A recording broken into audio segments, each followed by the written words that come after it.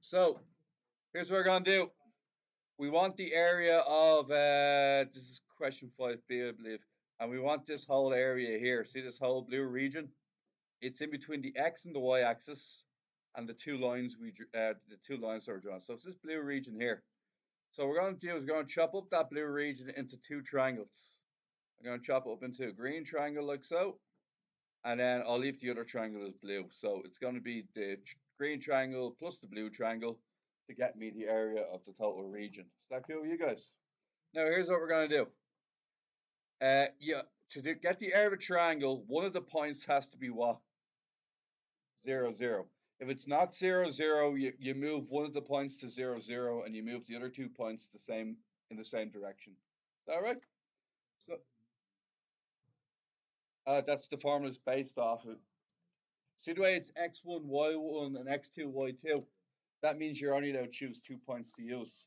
So if the 3 points are all, how do you know which 2 points to use? One of them always has to be 0, 0, and you don't use that point. You use the other 2 points. Okay, so here we go. So this is going to be a 0, 3, isn't it? And so I'll call that x1, y1. And I'm going to call x2, y2, 3, and 4.5 respectively. Now we're going to do half, what's x1, lads? 0, and what's y2? 4.5, no good. And then the other one's 3 and 3, isn't it? It's going to be half of, what does the two lines mean? The two vertical lines? Has to be positive. Anybody get 4.5 for that? So that's the area of the blue one. The blue one's 4.5, okay? Now we're going to go on to the green one now and do the same thing. So for the green one, I'm going to keep that as x2, y2. And I'm going to use x1, y1 as 6 and 0. So we'll do exactly the same procedure, except this time x1, 6. x1, y2, is it? So that is, what's that, 4.5? Yeah, it is, yeah. Nice. And that is x2 is 3, y1 is 0. Lads, that's going to be half of 27. What's half of 27? 13.5. 13.5 plus our 4.5 gives us 18 units squared. Okay. How many people got full marks there? I feel it was a decent haul on that one. Now the next one. The next one is, lads, looking. Find the area, find the acute angle between the lines. So in part A, we got both lines, didn't we? One of the slopes was a half, and the other slope is a -3/2. Who's somebody who got this correct? Will you double check that? What are they the two slopes? Okay, excellent, right. And we're after theta, so the angle in between them. So we're going to do tan theta equals m1 take m2 all over 1. What's the next one? Plus m1 m2. What am I forgetting from this? Anybody tell me? Modulus are plus or minus, your choice, whichever one you use. Okay. And here's what we're going to do. We're going to do a half. What's minus 3/2? Is plus 3/2 divided by what? 1 plus a half minus 3/2. If somebody saved me the calculator time, what's the correct answer when you put it all in? No, but before that, before you inverse it. Anybody got it? What? 8. Great. So when you put all that into your calculator, it's just going to come out as 8. Tan inverse A, and I think that's what we're looking for then. What do we get for that? 83 to the nearest degree. Okay. All right, gents, ready? Now, what's the goal of the question? Find B to T. The goal of the question is to find this nice line here. Okay with that? What type of angle does it make with the radius here? If I was to draw a radius from here to here, what type of angle is that? Right angle triangle, yeah? That means Pythagoras' theorem is a go. You see what I'm saying? So I know that's 90. What I could do then is I could figure out What is the I know this one was worth 15 marks, look, right? And guess what we're gonna do? We're gonna find the center of the circle, and we're also gonna find the radius. That's all we're gonna do to get to 5 midway marks. 8 out of 15 if we just get midway pretty much. Was it out of 10, was it? Oh, next one's out of 15. So yeah, yeah. Sorry. No, next one was 4.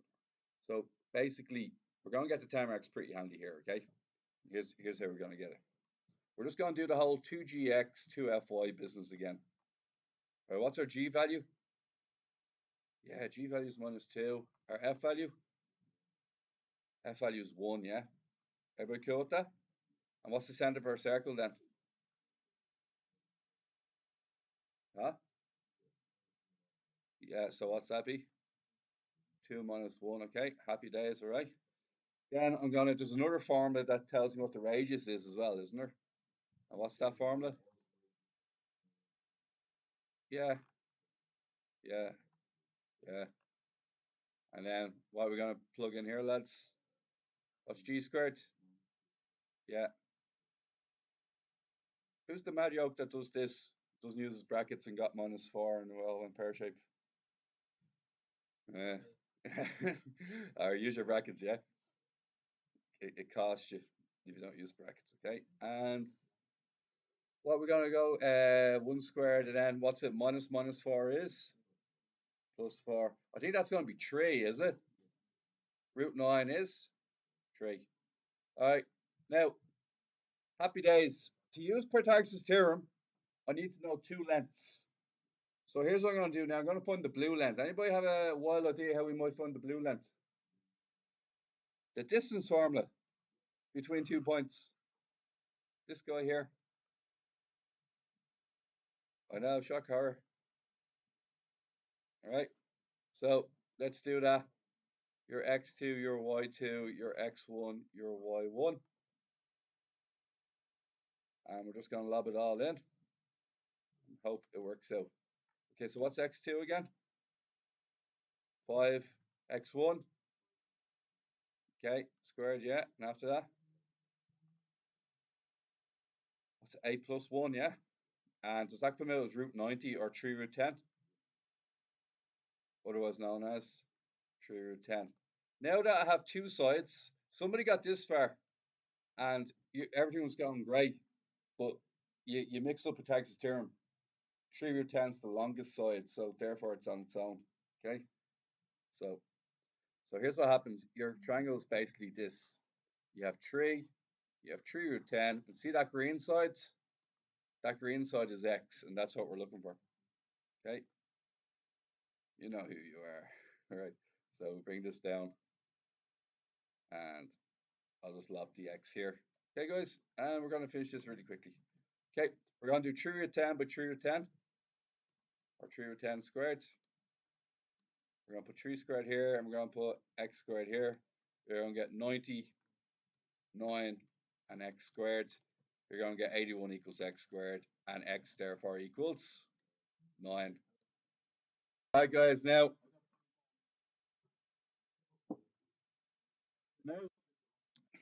Hi, guys. Contemplating retirement. Now, 2 circles, C1 and C2, have their centers on the x-axis. Each center has a radius of 5 units, and the point 1,4 lies on each circle. All right, guys, look at this. I'm going to draw myself a picture, okay? My picture might look something a bit like this, okay? Would everybody agree with 2 circles and they have their centers on the x-axis? So would you agree that I have to draw 2 of them with a center on the x-axis? That makes sense? All right. So I'm just going to make this a bit larger. Right. Actually, let's do this again. I'm being silly. Lads, look at this, please. Okay, 1,4. Okay, I need to get it there. Does everybody see? Oh, that's too far.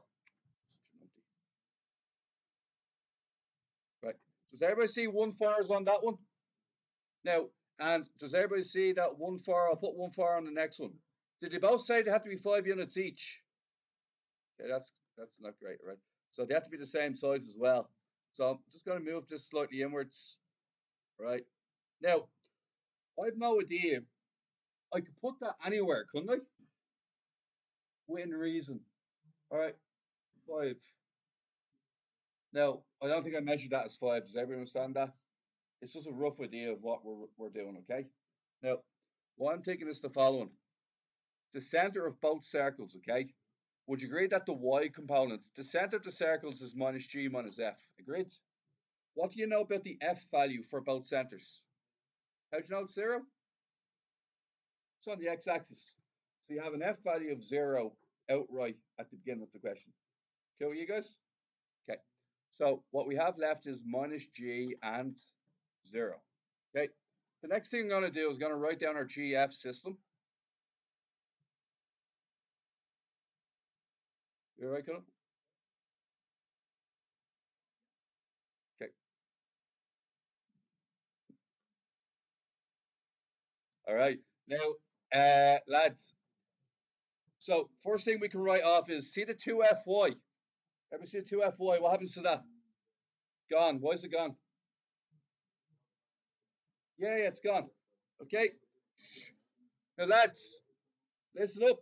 The point x equals 1 and y equals 4 is on both circles. Therefore, it balances the equation. Replace x with 1, replace y with 4, and all of a sudden, you find yourself with an equation that just has g and c in it.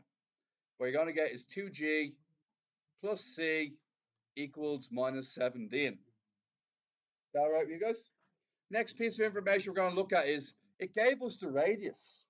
So I could always use the radius formula as well. Here's the radius formula. Okay. Once again, what do we know about f squared? F is 0. No hassle. We're going to put down, what's it, 5 for the radius? And that's g squared minus c. I'm going to square both sides. Cool, you guys? Square both sides, I get 25 equals g squared minus c. And you know what I'm thinking now? Two equations, two different sets, same two letters. I'm going to get c on its own up here. So I'm just going to grab that c and I'm going to go minus 17 minus 2g. Do you see that? And I'm going to sub it in right here. And minus c would be 17 plus 2g. Ever cool with that? Slot it right in. Okay. And we get 25 equals g squared. What's it? Plus 17 plus 2g. Move everything to one side. G squared plus 2g minus 8 equals 0. 2g values right now. Here's our 2g values. G is, what's it? Plus 4 and minus 2. And then g equals minus 4. G equals 2. Just hang with me for one last minute. What's the center of the circle then? Center of the circle, lads. 4, 0, R. All right, and lastly, because I'm feeling a bit lazy, I'm going to do the, and the R value is 5, isn't it? I'm going to do the HK method just because it's quicker. Okay. And what's the HK method for both of these? HK and HK. So look at this. I'm let you done in seconds. There's the first one. And finally, the second one is x plus 2 squared plus y squared equals 25. And that's your lot.